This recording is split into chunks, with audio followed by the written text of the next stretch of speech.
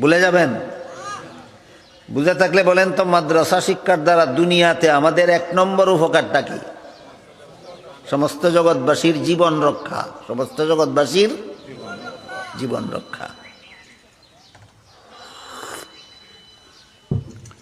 মাদ্রাসা শিক্ষার দ্বারা 2 নম্বর উপকার হইল দুনিয়াতে আমাদের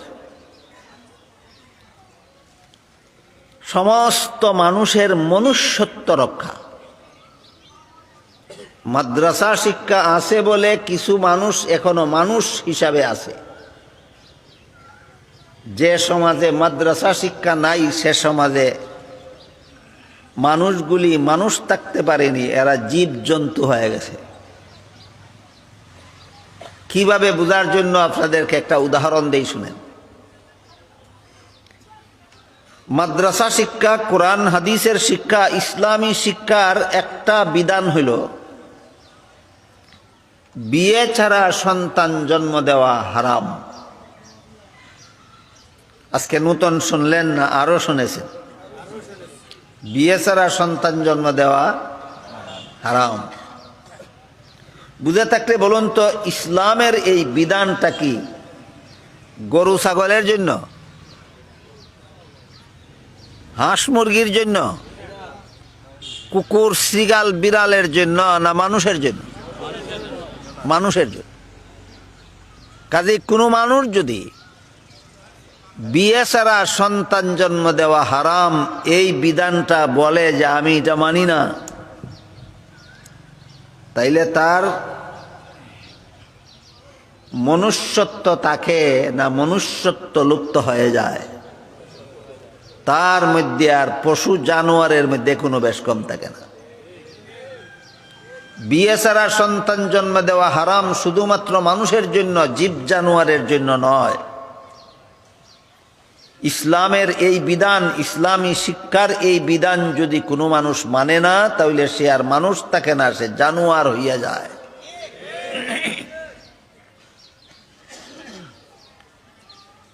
আমাদের বর্তমান বিশ্বে যত ইহুদি খ্রিস্টানের দেশ আছে, সবগুলি ইহুদি খ্রিস্টানের দেশে সরকারিভাবে আইন পাশ করা আছে বিয়ে ছাড়া সন্তান জন্ম দেওয়া অপরাধ নয়। বিয়ে ছাড়া সন্তান জন্ম দেওয়া অপরাধ নয়। এই কারণে তাদের দেশে মেয়েদের বিয়ে হওয়ার আগেই মেয়েরা সন্তানের মা হইয়া যায়। কিন্তু সরকারিভাবে আইন আছে, সন্তান জন্মগ্রহণ করলে সন্তানের জন্ম নিবন্ধন করতে হয় সরকারি অফিসে গিয়া। বিয়ার আগে যে সন্তান হইল, সন্তানের জন্ম নিবন্ধন করার জন্য যে সরকারি অফিসে গেল, জন্ম নিবন্ধন বাপের নামে হয় না, মায়ের নামে হয়। কারণ সন্তানের বাপকে এটা সমাজের অন্য মানুষে জানবে দূরের কথা, অনেক সময় সন্তানের মায়ে নিজেও জানে না। বিয়ে ছাড়া একটা মেয়ে এক পুরুষের সাথে রাত কাটাইলো একদিন, আরেক পুরুষের সাথে, এটা তো তাদের দেশে কোনো অপরাধই না। বিয়ে ছাড়া সন্তানের মা বিয়ের আগেই এক পুরুষের সাথে রাত কাটাইলো একদিন, আরেক পুরুষের সাথে রাত কাটাইলো আরেক দিন, আরেক পুরুষের সাথে রাত কাটাইলো আরেক দিন। কোন পুরুষের সাথে রাত্রি যাপনের কারণে তার পেটে সন্তান আসলো, এটা সন্তানের মা নিজেও জানে না। এই কারণে তাদের দেশে সন্তানের জন্ম নিবন্ধন বাপের নামে হয় না, মায়ের নামে হয়। এ প্রসঙ্গে আমি আপনাদের জিজ্ঞাসা করি, আমাদের দেশে অনেক সময় কুকুরি বাচ্চা দেয়, কুকুরি, কুত্তি কই আমরা, 5টা 7টা 10টা বাচ্চা দেয়। অনেকে এই কুকুরির বাচ্চা পালতে নেয়, নেয় নেয় কিনা? কোন কুকুরের ঘরের চিহ্ন নেয় না কোন কুত্তির ঘরের চিহ্ন নেয়? কোন কুত্তার বাচ্চা চিহ্ন নেয় না কোন কুত্তির বাচ্চা চিহ্ন নেয়? কারণ কোন কুত্তায় জন্ম দিছে কেউ জানে না। কুত্তার বাচ্চা যেমন ভাবে কোন কুত্তায় জন্ম দিছে কেউ চিনে না, শুধু কুত্তিটারে চিনে, ঠিক তেমনি ভাবে বর্তমান দুনিয়ার ইহুদি খ্রিস্টানদের দেশের মানুষের বাচ্চাকেও কোন বাপে জন্ম দিছে কেউ জানে না, শুধু মায় জানে। মা কোনটা জানে? আমার কথা বুঝে থাকলে বলেন, তাদের দেশে মানুষের সন্তান মানুষের মতোই জন্ম হয় না কুত্তির বাচ্চার মতো জন্ম হয়? কারণ মাদ্রাসা শিক্ষা নাই। কি নাই? মাদ্রাসা শিক্ষা নাই। অথচ তাদের দেশের শিক্ষা ব্যবস্থা অনেক উন্নত। তাদের দেশে একটা নাগরিক অশিক্ষিত থাকার কোনো সুযোগ নেই। 6 বছর বয়সে প্রতিটি বাচ্চাকে স্কুলে ভর্তি করাইতে হয় লেখাপড়া করাবার জন্য। 17 বছর বয়স পর্যন্ত লেখাপড়া চালিয়ে যেতে হয়। এর ভিতরে কোনো সন্তানের লেখাপড়া বন্ধ করার কোনো সুযোগ তাদের দেশে নাই। এই জন্য তাদের দেশে অশিক্ষিত বলতে একটা মানুষও নাই। এই শিক্ষিতদের দেশে মানুষের বাচ্চা কুকুরের বাচ্চার মতো জন্ম হয়, শিক্ষার অভাবে না মাদ্রাসা শিক্ষার অভাবে। তাহলে কি প্রমাণ হইল? মাদ্রাসা শিক্ষার দ্বারা দুনিয়ার জীবনে আমাদের যত উপকার হয়, এর মধ্যে 2 নম্বর উপকার হইল মানুষের মনুষ্যত্ব রক্ষা হয়। 1 নম্বরটা কি ছিল? মাদ্রাসা শিক্ষার দ্বারা দুনিয়ার জীবনে আমাদের যত উপকার হয়, এর মধ্যে 1 নম্বর হইল সমস্ত জগৎবাসীর জীবন রক্ষা হয়। মাদ্রাসা শিক্ষার দ্বারা দুনিয়ার জীবনে আমাদের যত উপকার হয়, এর মধ্যে 2 নম্বরটা হইল সমস্ত মানুষের মনুষ্যত্ব রক্ষা হয়। যদি মাদ্রাসা শিক্ষার ছোঁয়া পায়, যদি মাদ্রাসা শিক্ষার আলো যদি লাগে তার অন্তরে, তাইলে তার মনুষ্যত্ব রক্ষা হয়। মাদ্রাসা শিক্ষার ছোঁয়া না লাগলে যে মনুষ্যত্ব থাকে না, এটার উদাহরণ হইল ইহুদি খ্রিস্টানদের দেশ। আর মাদ্রাসা শিক্ষার ফরজ পাইলে যে মনুষ্যত্ব রক্ষা হয়, এর উদাহরণ বাংলাদেশ। বাংলাদেশের উদাহরণটাও বুঝেন। বাংলাদেশে জাগতিক শিক্ষা প্রতিষ্ঠানগুলিকে primary school, high school, college, varsity বলা হয়। এখানে কোরআন শিক্ষার ব্যবস্থা নাই, ইসলামী শিক্ষার ব্যবস্থা নাই, ইসলামী জীবন গড়ার কোনো ব্যবস্থা নাই। এই জন্য বাংলাদেশের primary school, high school, college, varsity এর কোনো একটা পাঠ্য বইয়ে লেখা নাই বিয়া ছাড়া সন্তান জন্ম দেওয়া হারাম। এই কথাটা স্কুল কলেজের কোনো বইয়ে লেখা নাই, লেখা আছে একমাত্র মাদ্রাসার কিতাবে। বাংলাদেশের প্রাইমারি স্কুলেও এই কথা লেখা নাই, হাই স্কুলের কোনো বইয়েও লেখা নাই, কলেজ ভার্সিটির কোনো বইয়েও লেখা নাই যে বিয়া ছাড়া সন্তান জন্ম দেওয়া হারাম। লেখা নাই কেন? আমাদের দেশের স্কুল কলেজ ভার্সিটির সিলেবাস তৈরি করে দেওয়ার জন্য এমন সব লোকের হাতে দায়িত্ব দেওয়া হয় যারা পরিকল্পিতভাবেই এমন একটা সিলেবাস তৈরি করে দেয় বাংলাদেশের স্কুল কলেজের জন্য, যে সিলেবাস নিয়ে লেখাপড়া করলে মুসলমানের বাচ্চা লতিফ সিদ্দিকী হতে পারে, যে সিলেবাস নিয়ে লেখাপড়া করলে মুসলমানের বাচ্চা ডক্টর আহমদ শরীফ হতে পারে, যে সিলেবাস নিয়ে লেখাপড়া করলে মুসলমানের বাচ্চা তসলিমা নাসরিন হতে পারে। সুতরাং আমাদের বাংলাদেশের স্কুল কলেজ ভার্সিটিতে মানুষ গড়ার এই শিক্ষাটা না থাকার কারণ হলো পরিকল্পিত শয়তানি।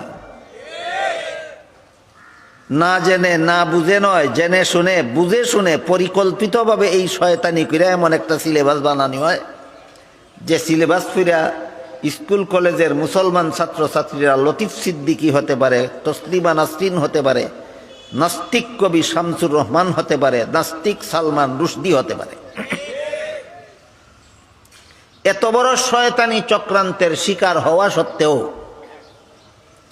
বাংলাদেশের স্কুল কলেজ ভার্সিটিতে যে সমস্ত মুসলমান ছাত্রছাত্রীরা পড়ে,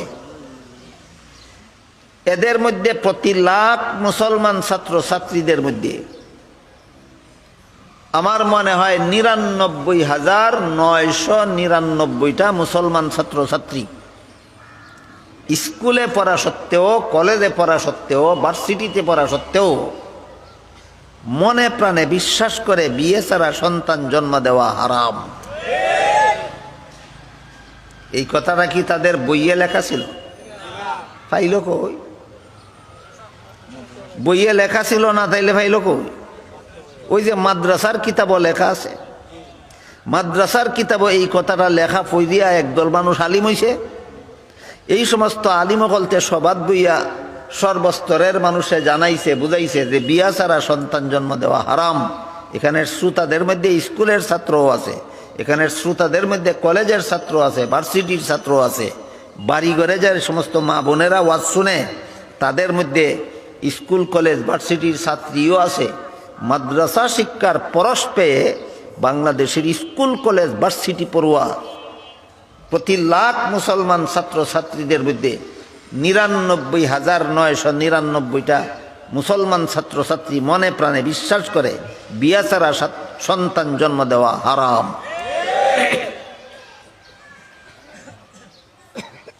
তাহলে বর্তমানে বাংলাদেশে মাদ্রাসা শিক্ষার প্রভাব স্কুল পর্যন্ত বিস্তৃত আছে কি নাই? কলেজ ভার্সিটি পর্যন্ত মাদ্রাসা শিক্ষার প্রভাব বিস্তৃত আছে কি নাই? এই জন্য তো প্রতি লাখ মুসলমান ছাত্রছাত্রীদের মধ্যে ৯৯,৯৯৯ জন ছাত্রছাত্রী তাদের বইয়ে যেই কথা লেখা নাই, যেই কথা মাদ্রাসার কিতাবে লেখা আছে, এই কথা বিশ্বাস করে। লাখের মধ্যে ৯৯,৯৯৯ জন বাদ দিলে আর কতজন তাকে? একজন বাদ দিয়া হিসাব দিলাম কেন? একজন বাদ দিছি ডক্টর আহমদ শরীফদের জন্য। লাখের মধ্যে আমার হিসাবে একজন বাদ দিছি তসলিমা নাসরিনদের জন্য। এরাও কলেজ ভার্সিটিতে লেখাপড়া করছে, কিন্তু এরা মাদ্রাসা শিক্ষার ছোঁয়াও পাইছে না। এরা মানুষ হতে পারে নাই, এরা জানোয়ার হয়েছে। মাদ্রাসা শিক্ষার ছোঁয়া যাদের অন্তরে লাগে না, তারা যত বড় শিক্ষিত হবে তত বড় জানোয়ার হতে বাধ্য। ছোট মোটো জানোয়ার হয় শিক্ষিত হইলে। মাদ্রাসা শিক্ষার ছোঁয়া যদি অন্তরে লাগে না, তাহলে যত বড় শিক্ষিত হবে তত বড় জানোয়ার। এই কথাটাও একটু বোঝার চেষ্টা করে। ডক্টর আহমদ শরীফ মরণের আগে ওসিয়ত করে গেছিল যে আমি মরলে পরে আমার লাশকে গোসল দিও না, কাফন পরাইও না, জানাজা পড়ো না, গুরুস্থানে দাফন করো না। এগুলি ধর্মান্ধরা করে। আপনারা যারা ধর্ম পালন করেন, আপনাদেরকে নাস্তিকেরা বলে ধর্মান্ধ। এখানে কোনো স্কুলের ছাত্র থাকলে বলতে পারবে ধর্ম যুগ অন্ধ সমান ধর্মান্ধ। অর্থাৎ ধর্মটারই এরা বলে অন্ধকার। ধর্ম অন্ধকার নয়, ধর্মই একমাত্র আলো। এবং যে কোনো ধর্ম নয়, একমাত্র ইসলাম ধর্ম। এই কথাটা আপনাদেরকে বিস্তারিত বুঝাবার সময় আমার হাতে নাই। শুধু একটা উদাহরণ দিয়ে প্রসঙ্গটা শেষ করি। আমি আশা করি আপনারা জীবনে বহুবার বহু উলামায়ে কেরামের মুখ থেকে শুনেছেন। হাদিস শরীফে রাসূল করিম সাল্লাল্লাহু আলাইহি ওয়াসাল্লাম বলেন, মরণের পরে মুর্দা দাফন করলে পরে মুনকার নাকির ফিরিস্তা মুর্দাকে জিন্দা করে বসাইয়া 3টা সওয়াল করে। আরো শুনেছেন কোনদিন? 1 নম্বর প্রশ্নটা কি করে? মার রাব্বুকা, তোমার রব কে? 2 নম্বর প্রশ্নটা কি করে? মা দীনুকা, তোমার ধর্ম কি? তখন যদি জবাব দিতে পারে ধর্ম আমার ইসলাম, আর ওই সমস্ত মুর্দাওই তখন জবাব দিতে পারে ধর্ম আমার ইসলাম, যারা মরণের আগে ইসলাম ধর্ম পালন করেই কবরে প্রবেশ করেছে। ইসলামের বিধান পালন করে যারা কবরে প্রবেশ করে, তারাই বলতে পারে মুনকার নাকিরের প্রশ্নের জবাবে যে ধর্ম আমার ইসলাম। যারা ইসলাম ধর্মের বিধানে অবিশ্বাসী, তাদের মুখ দিয়ে আসবে না ধর্ম আমার ইসলাম। 2 নম্বর প্রশ্ন করবে মুনকার নাকির ফিরিস্তা, তোমার ধর্ম কি? ধর্ম তো পালন করছে না, ধর্মরে অন্ধ কইছে দুনিয়াতে। আল্লাহ রসুল বলেন তার মুখ দিয়ে জবাব আসবে হা হা লা আদরি, হায় আফসোস, হায় আফসোস, আমি জানি না আমার ধর্ম কি। তখন ওই আযাব শুরু হবে কবরে। কেমন আযাব? বিবরণ দিয়া রসুল বলেন, কবরের বাড়িতে তার জাহান্নামের আগুনের বিছানা বিছিয়ে দেওয়া হবে, তার গায়ে জাহান্নামের আগুনের পোশাক পরাইয়া দেওয়া হবে, তার কবরের সাথে জাহান্নামের দরজা কেটে দেওয়া হবে, কিয়ামত পর্যন্ত জাহান্নামের আগুন যেন তার কবরে আসা যাওয়া করতে পারে। তাহলে ধর্ম অন্ধ না ধর্মই আলো? আহমদ শরীফে কয় এগুলি ধর্মান্ধরা করে, এরা ধর্মের নামে অন্ধবিশ্বাসে বিশ্বাসী। এরা কয় মুনকার নাকির ফিরিস্তা বলে কবরে সোয়াল জবাব করে, আবার বলে একদিন জিন্দা হইয়া আসরের মাঠে দাঁড়ানি লাগবো, দুনিয়ার সকল কাজের হিসাব দেওয়া লাগবো, না দিতে পারলে জাহান্নামে যাওয়া লাগবে। সবগুলি মিথ্যা কথা। মুনকার নাকির বলতে কিছু নাই, হাসন নসর বলতে কিছু নাই, জান্নাত জাহান্নাম বলতে কিছু নাই, আল্লাহ বিল্লাহ বলতে কিছু নাই। কাজে খামোখা আমার লাশ গোসল দিও না, কাফন ফরাইও না, জানাজা পড়ো না, গুরুস্থানে দাফন করো না, হাসপাতালে দান করে দিও। আহমদ শরীফের ওসিয়ত মতো তার মরা পচা গলা লাশ হাসপাতালে দান করে দেওয়া হয়েছে। আমি আপনাদের জিজ্ঞাসা করি, আপনারা যারা গৃহস্থী করেন, হালের বলদ আসেনি? বলদ, আলের বলদ মারা গেলে কেউ গোসল দেয়নি, কাফন ফরায়নি, জানাজা পড়েনি, গুরুস্থানে দাফন করেনি। তাহলে আহমদ শরীফ মরলেও গোসল নাই, বলদ মরলেও গোসল নাই। আহমদ শরীফ মরলেও কাফন নাই, বলদেরও কাফন নাই। আহমদ শরীফেরও জানাজা নাই, বলদেরও জানাজা নাই। আহমদ শরীফেরও গুরুস্থান নাই, বলদেরও গুরুস্থান নাই। দুই বলদে বেশ কম কত আছে? দুইটা বেশ কম আছে। একটা হইল 4 টেঙ্গিয়া বলদ, আর একটা 2 টেঙ্গিয়া বলদ। আর 4 টেঙ্গিয়া বলদটা হইল অশিক্ষিত বলদ, আর 2 টেঙ্গিয়া বলদটা হইল শিক্ষিত বলদ। এবার বলেন, এত বড় শিক্ষিতটা বলদ হইল কেন? ইসলামী শিক্ষার ছোঁয়া লাগে না তার অন্তরে। সুতরাং মাদ্রাসা শিক্ষার দ্বারা দুনিয়াতে সমস্ত মানুষের মনুষ্যত্ব রক্ষা। ইসলামী শিক্ষার ছোঁয়া যাদের অন্তরে লাগে না, এরা ডক্টর আহমদ শরীফের মতো যত বড় শিক্ষিত হবে তত বড় বলদ। এই পর্যন্ত মাদ্রাসা শিক্ষার দ্বারা দুনিয়াতে আমাদের কি কি উপকার হয়, এর মধ্যে কটা কইলাম? একটা হইল সমস্ত জগৎবাসীর জীবন রক্ষা, আর একটা হইল সমস্ত মানুষের মনুষ্যত্ব রক্ষা। 3 নম্বর, মাদ্রাসা শিক্ষার দ্বারা দুনিয়ার জীবনে আমাদের সততা রক্ষা। কি রক্ষা? মাদ্রাসা শিক্ষার ছোঁয়া যদি অন্তরে লাগে না, তাহলে যত বড় শিক্ষিত হবে তত বড় অসৎ হতে বাধ্য হবে। যত বড় শিক্ষিত তত বড় অসৎ। এটার একটা উদাহরণ শুনেন। আমার মনে হয় আজকে থেকে 40 বছর আগের ঘটনা। ব্রাহ্মণবাড়িয়ার এক সভা শেষে আমি বাড়িতে আসার জন্য রেল স্টেশনে গেলাম। গিয়া দেখি রেলগাড়ি ছেড়ে দিছে, টিকেটের দরজা বন্ধ। টিকিট ছাড়াই রেলগাড়িতে উঠলাম। ওই সময় রেলগাড়িতে সরকারের পক্ষ থেকে একজন বেতনভোগী কর্মচারী থাকতো, যারা বিনা টিকেটে গাড়িতে উঠে এদেরকে টিকিট বানাইয়া দিবে এবং এদের কাছ থেকে ভাড়া আদায় করবে। ওই সময় তারে টিটি বলা হইতো, আজকাল কি কয় আমি জানি না। আমি রেলে উঠতে আগে নিজেই টিটির কাছে গেলাম, গিয়া কইলাম টিকিট করতে পারছি না আমি, আমার একটা টিকিট বানাইয়া দেন এবং ভাড়া নেন। আমাকে বলে টিকিট বানাইয়া দেওয়া যাবে না, অথচ সরকারে তারা বেতন দেয় টিকিট বানাইয়া দেওয়ার জন্য। আমাকে বলে বানাইয়া দেওয়া যাবে না। আমি বললাম কেন? কয় টিকিট বানাইয়া দিলে শুধু ভাড়া দিলে হবে না, বিনা টিকিটে রেল ছাড়ার জরিমানাও দিতে হবে। আমি বললাম ভাড়াও দিব, জরিমানাও দিব, টিকিট বানাইয়া দেন।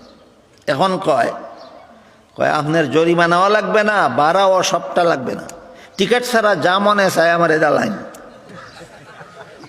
টিকিট ছাড়া যা মনে চাই দিয়া লাইলে এটা সরকারের তবিলও যাইব, রেল কোম্পানিয়ে পাইব না তার পকেটও থাকবো? বলেন এটা সৎ না অসৎ? এই অসৎটারে সরকারে চাকরি দিছিল অশিক্ষিত হওয়ার কারণে। শিক্ষিতটা অসৎ হইল কেন? ইসলামী শিক্ষার ছোঁয়া লাগছে না অন্তরে। ইসলামী শিক্ষার ছোঁয়া যদি অন্তরে লাগতো, তাহলে চিন্তা করতো আমি যে যা মনে চাই লইয়া ছেড়ে দিতাম, শেষ বিচারের দিন আল্লাহর কাছে কি জবাব দিব? যেহেতু এই ভয় তার অন্তরে নাই, এই জন্য শিক্ষিত হইয়া অসৎ হইছে। আমার কথা বুঝে আসলো কি না?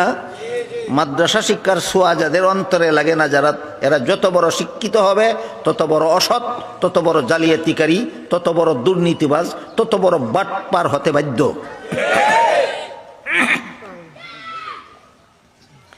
আমি কইলাম টিকিট ছাড়া আমি তোমারে 1 টাকাও দেব না, টিকিট ছাড়া আমি তোমারে 1 টাকাও দেব না। আমারে কয় আমি আপনারে কম টাকা লইয়া ছাইরা দিতাম চাই, আপনি বেশি টাকা দিতে চান কেন? আমি কইলাম আমি তোমারে বেশি টাকা দিতাম চাই, তুমি আমারে কম টাকা লইয়া ছাইরা দাও কেন? এরপরে আর আমার সাথে কোনো কথা না কয়ে চলে গেছে। একমাত্র মাদ্রাসা শিক্ষা, একমাত্র ইসলামী শিক্ষা, একমাত্র কোরআন শিক্ষা মানুষের অন্তরে শেষ বিচারের ভয় সৃষ্টি করে দেয়। আমি অপরাধ করলে, আমি দুর্নীতি করলে, আমি গুনার কাজ করলে, আমি পাপ করলে, আমি সুদ খাইলে, ঘুষ খাইলে, মদ খাইলে, গাঞ্জা খাইলে, আমি মানুষের সম্পদ অন্যায়ভাবে গ্রহণ করলে, আমি অন্যায়ভাবে মানুষকে কষ্ট দিলে শেষ বিচারের দিন আল্লাহর কাছে কি জবাব দিব? এই শেষ বিচারের দিন আল্লাহর কাছে কি জবাব দিব, এই ভয় মানুষের অন্তরে একমাত্র ইসলামী শিক্ষার দ্বারা কারণে প্রবেশ করে। ইসলামী শিক্ষার ছোঁয়া যারা পায় না, এদের অন্তরে শেষ বিচারের ভয় থাকে না। এবার এই প্রসঙ্গে আমি আপনাদেরকে হযরত উমর রাদিয়াল্লাহু আনহুর একটা ঘটনা শোনাই। হযরত উমর ফারুক রাদিয়াল্লাহু আনহু মরুভূমির রাস্তা দিয়ে যাইতেছিলেন, পেটে বড় খিদা, বুক লাগছে, পেটে খাওয়ার কিছু নাই। দেখলেন এক পাল ছাগলের রাখাল একটা দুধের ছাগল দোহন করে দুধ পান করে। খলিফা উমরকে এই রাখাল ছেলে আগে আর দেখছে না, কোনোদিন ছিলেন না ইনি যে খলিফা উমর। খলিফা উমর রাখাল ছেলেকে বললেন, ভাই আমার পেটে বড় খিদা, আর একটা ছাগল দুধ দোহন করে আমার একটু দুধ দে পান করি। রাখাল ছেলে খলিফা উমর ছিলেন না, তো কয় মুসাফির মিয়া। কি কয়? মুসাফির মিয়া, এই ছাগলের ফালের মালিক আমি না, আমি মালিকের বেতনভোগী চাকর, মালিকের অনুমতি ছাড়া তোমাকে 1 ফোঁটা দুধও দিতে পারবো না। খলিফা উমর মনে মনে ভাবলেন, আমার পেটের খিদা গেলে গেল, না গেলে নাই। আমার দেশের রাখাল ছেলে যে মালিকের অনুমতি ছাড়া মালিকের মাল কেউরে দেয় না, এত বড় আমানতদার একটা রাখাল ছেলে আমার দেশের, এতেই আমার আত্মাটা তুষ্ট। কিন্তু সর্বযুগেই সমাজে এমন কিছু মানুষ থাকে যারা কথা বলে নবীগণের মতো সুন্দর সুন্দর, আর কাজ করে ফেরাউনের মতো। এই রকম একটা বাটপারে আমারে দুঃখা দিবার লাগে এই কথাটা কইল কিনা তারে পরীক্ষা করতে হবে। খলিফা ওমরকে ফাঁকি দিয়া দুঃখা দিয়া চলে যাবে অসম্ভব ছিল, সে আমাকে ফাঁকি দিল কিনা তাকে পরীক্ষা করতে হবে। খলিফা ওমর রাখাল ছেলেকে পরীক্ষা করার জন্য বললেন, ঠিক আছে, তুমি যদি বিনামূল্যে কোনো দুধ আমারে না দাও, তাহলে একটা দুধের ছাগল আমার কাছে বিক্রি করে ফেলাও।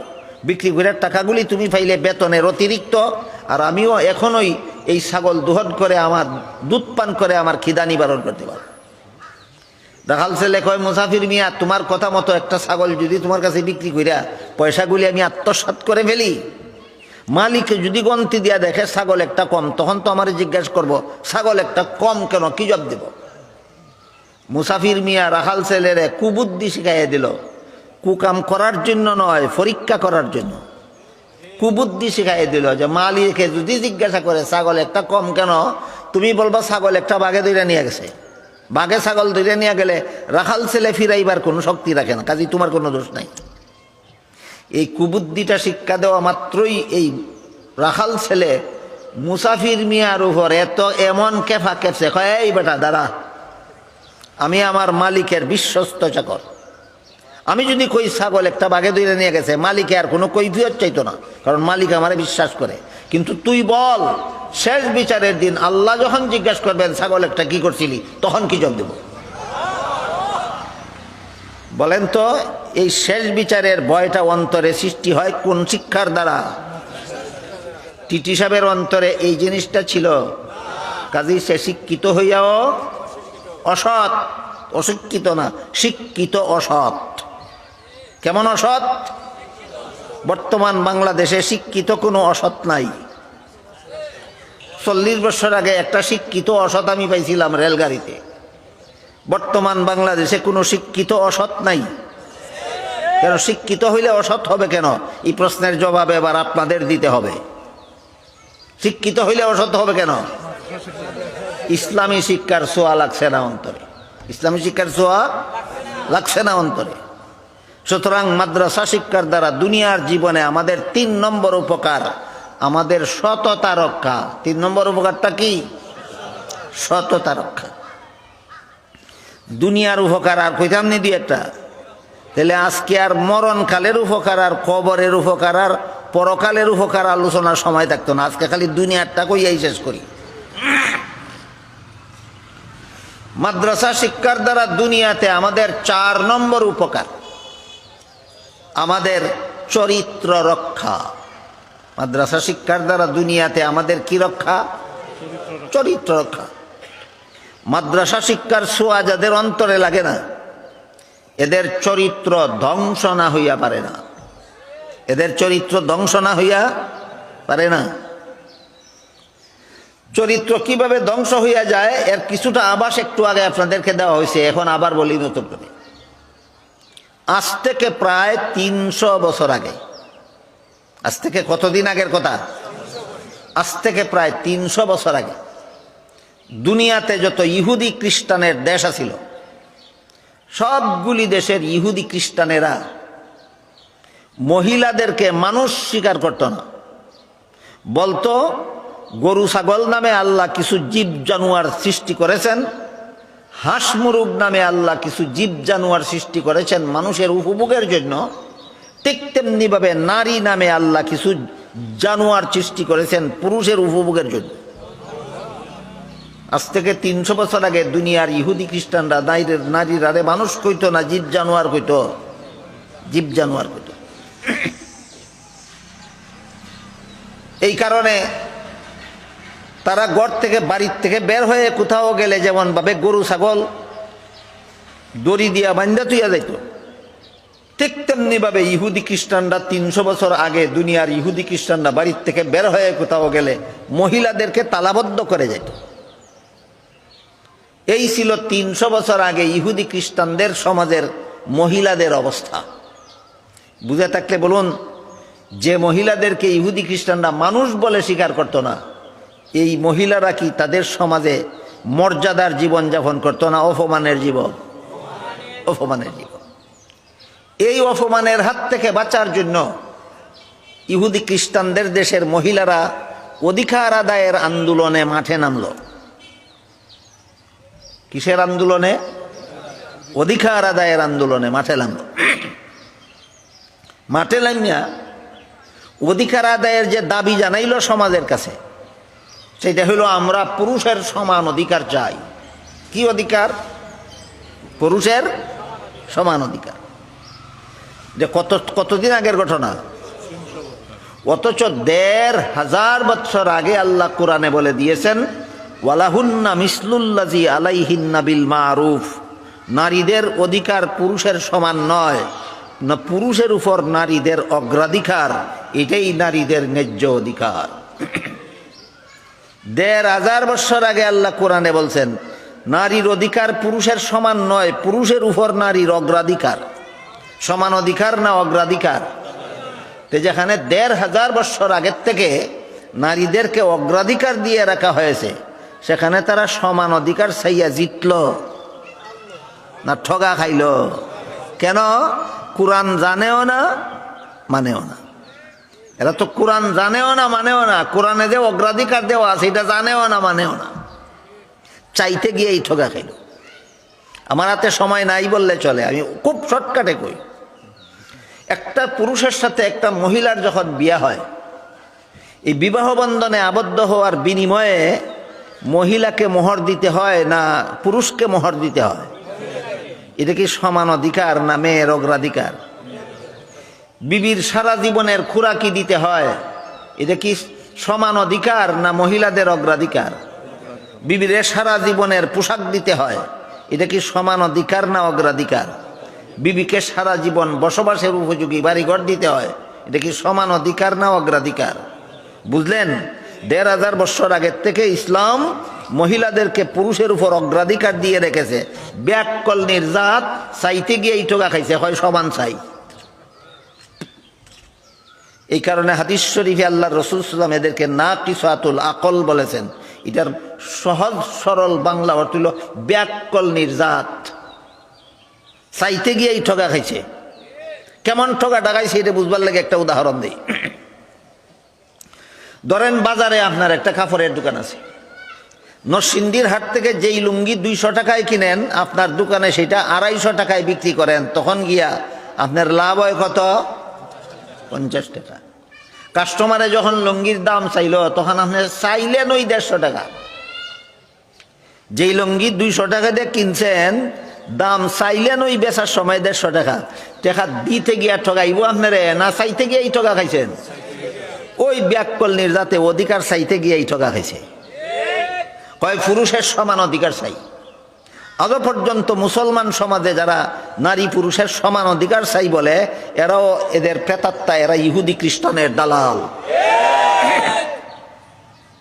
শেষ পর্যন্ত পুরুষরা মহিলাদের আন্দোলনের দাবি মান্য নিতে বাধ্য হইল। বর্তমান দুনিয়ার ইহুদি খ্রিস্টানদের দেশে সরকারিভাবে আইন পাস করা আছে, নারীদের মহিলাদের পুরুষের সমান অধিকার, মহিলাদের অধিকার পুরুষের সমান। এই সমান অধিকার আইনের ফলে ফল কি পাইছে? ফল পাইছে একটা পুরুষ যদি একা একা যখন তখন যেখানে সেখানে যাইতে পারে, একটা মহিলাও একা একা যখন তখন যেখানে সেখানে যাইতে পারে। এই ফলে হইছে কি, পথে ঘাটে হাটে মাঠে শহরে বন্দরে যেখানে সেখানে তাদের সতীত্ব পুরুষেরা লুটটা লইয়া গেছে। বর্তমান ইহুদি খ্রিস্টানদের মহিলাদের সতীত্ব বলতে নামগন্ধও নাই, পুরুষের চরিত্র বলতে নামগন্ধও নাই। কিসের ফসল? সমান অধিকারের ফসল। কিসের ফসল? সমান অধিকারের ফসল। এই ভয়াবহ পরিণতি হয়েছে তাদের ইসলামী শিক্ষার ছোঁয়া পাওয়ার কারণে না ইসলামী শিক্ষার ছোঁয়ার থেকে বঞ্চিত থাকার কারণে? তাহলে ইসলামী শিক্ষার দ্বারা দুনিয়ার জীবনে এখনো মুসলমানদের, বাংলাদেশের মুসলমানদের মহিলাদের সতীত্ব এমনভাবে ধ্বংস হয়েছে না, মুসলমান পুরুষের চরিত্র এমনভাবে ধ্বংস হয়েছে না। এই শিক্ষিত ইহুদি খ্রিস্টানদের সমাজে তাদের না মহিলাদের সতীত্ব যেভাবে পথে ঘাটে লুণ্ঠিত হয়েছে, পুরুষের চরিত্র যেভাবে বুলুণ্ঠিত হয়েছে, বাংলাদেশের মুসলমানের এখনো এতটুকু হয়েছে না। কারণ এখনো এই দেশের মুসলমানের অন্তরে ইসলামী শিক্ষার ছোঁয়া পরশ আছে। কাজে ইসলামী শিক্ষার দ্বারা, মাদ্রাসার শিক্ষার দ্বারা দুনিয়ার জীবনে আমাদের যত উপকার হয় এর মধ্যে 1 নম্বর হইল সমস্ত জগৎবাসীর জীবন রক্ষা, 2 নম্বর সমস্ত মানুষের মনুষ্যত্ব রক্ষা, 3 নম্বর আমাদের সকলের সততা রক্ষা, 4 নম্বর ইসলামী শিক্ষার দ্বারা মুসলিম জাতির চরিত্র রক্ষা।